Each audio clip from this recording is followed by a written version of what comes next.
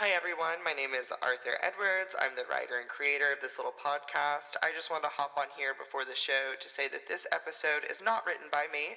It's written by guest writer Aaron Hinds and also performed by him. Aaron's been in the Deepwood Productions family since the beginning, and he designed our lovely logo, and he's got a really great story ahead for you. So, listen in, and I'll see you at the credits.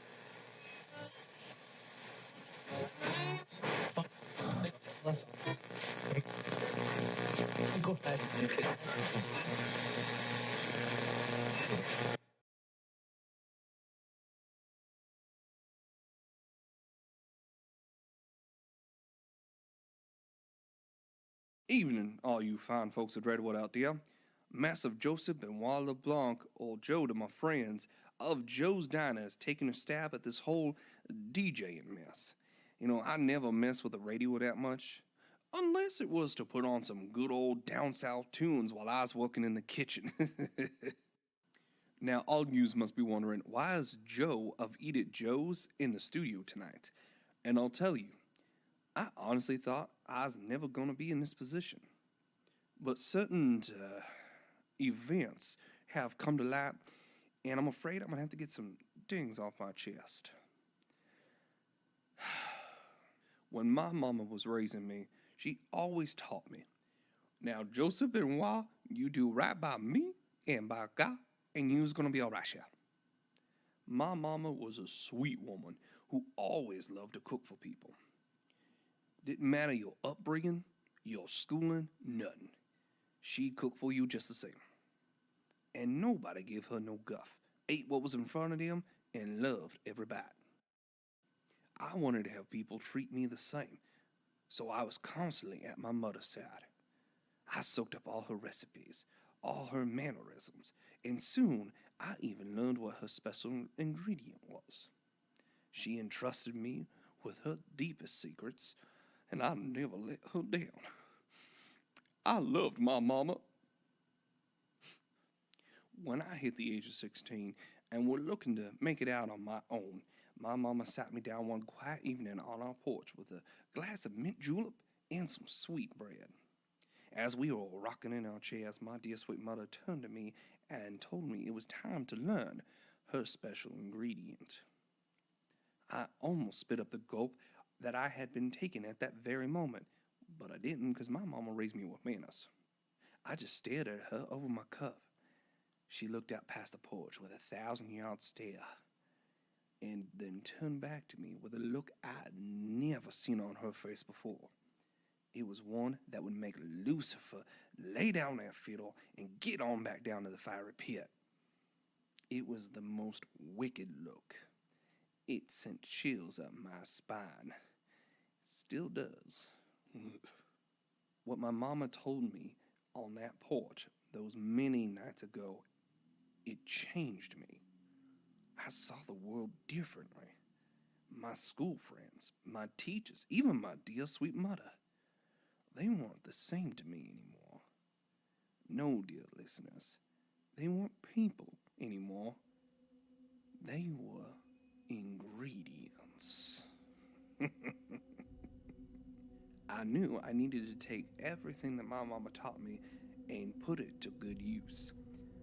So I went off and got myself a job at Pop's Soda Shack, just to get my feet wet. I started off as the janitor. Pop had a sick sense of humor, but I worked hard and slowly worked my way up. After a convenient grease fire caused his best line cook to be out of commission for a while, it was my time to shine. And boy, did I shine. They started to fill the seats just to get the taste of my cooking. And I loved to cook, and Pop loved the money. So I approached him one night about taking over the cooking full time, maybe changing the menu up a little bit to fit my style. He laughed in my face and called me a bumpkin. Well, he stopped laughing when I showed him the knife behind my back. Pop was my first true heel, and the ground I got from him was so tender, and it went fast, luckily. We tried to stay open for a spell, but once Pop didn't pay the bills, folks stopped showing up. Yeah, I don't blame them. But I knew what I had to do, and I had the perfect spot. Just on the edge of town, there was some land. I made a deal with the landlord and hired myself a builder. He built me a greasy spoon that would get all the other greasy spoons green with envy if they ever saw it. I showed my appreciation for his hard work with a special stew.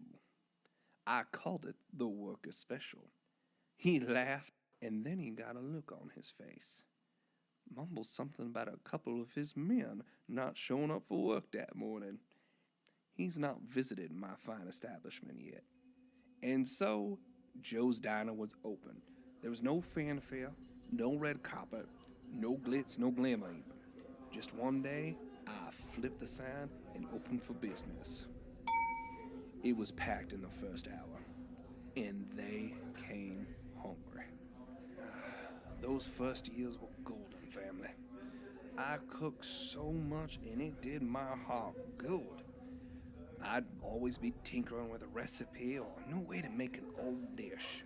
People loved my food, plain and simple. They could not get enough. We gotta eat at Joe's. I was doing all right for myself, but because I couldn't be in more than one place at a time, I needed to hire some help. And every so often, one of them would go missing. Just around that time, why, a new special would be made in their honor. It would come up on that board and sell out before the end of the day. Good old Johnny Law wanted to pin it on me, but my mama didn't raise no fool. Besides, I'd never have time to talk about all that when I was hard at work in the kitchen. I'd distract them with some cherry cobbler, and that'd be that. One year, a few of them got some gumption to try and stop me. There was a heavy snowfall, and they knew all of Dreadwood would be at home and not in my fine eatery. So they made their way over. And those brazen idiots thought they could even kill me if they had to. As I've said, Mama didn't raise no fool. But she didn't raise no pencil-necked, lily-livered wimp neither. I typically use tools to get my ingredients, but this time I wanted to feel their bones break under my massive hands. And family, it was gratifying. Once they were all done in, I stood there admiring my work. Then I started cleaning. And then I started prepping. And then I got to cooking. I made a couple pots of chili for the local firehouse. I made a mince pie for old Miss Houghton. I even made some jerky, and share it were phenomenal. After using the ingredients proper, I took the clean bones, the torn and ragged uniforms, and I buried them in the snow, away from the diner. When the spring came round, they found the bodies. I didn't have no more trouble with the police after that. I thought I was in the clear. I even slowed down my specials for a while. Until recently. I had been getting some requests to make another special, and I'd been feeling a draw to get my hands dirty again. I would be fine, but I stupidly chose the wrong target. He was a spindly man. I thought I could get some good sausage out of him. So I waited, and out he came. Out of White Magic Palm. I should have walked away right then and there, but I got impatient. I got old. It took longer than it should have to take him out. He was more spry than I gave him credit for. But eventually, he gave in, and I went to pick up his body. I looked up. There was that damn Leon staring at me. You see, Leon was never a patron of mine, but he left me to my business, and I left him to his. Until that night, I knew I had finally been foolish. I knew it was only a matter of time before my misdeeds would catch up to me, and family, the Papa is here, and he is mad something fierce.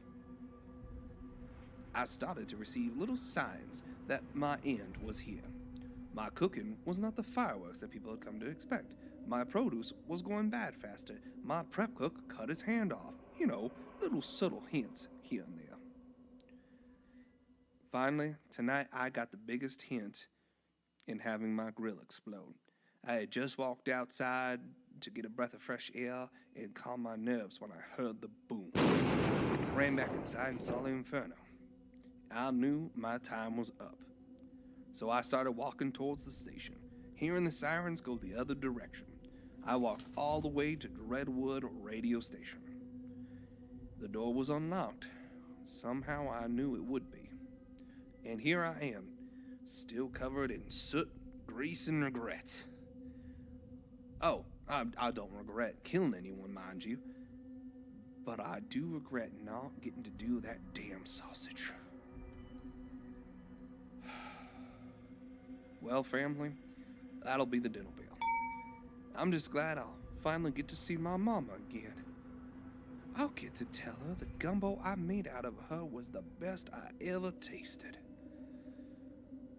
And remember, folks, eat at Joe's.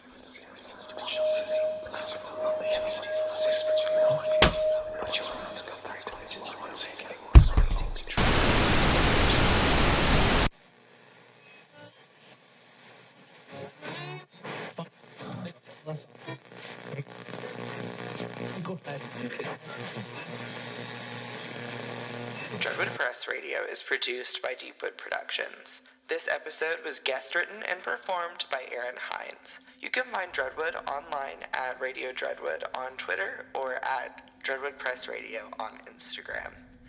You can also visit our website at deepwoodproductions.com for merch and Patreon content. Thanks so much for listening, and hey, stay safe out there. Until next time.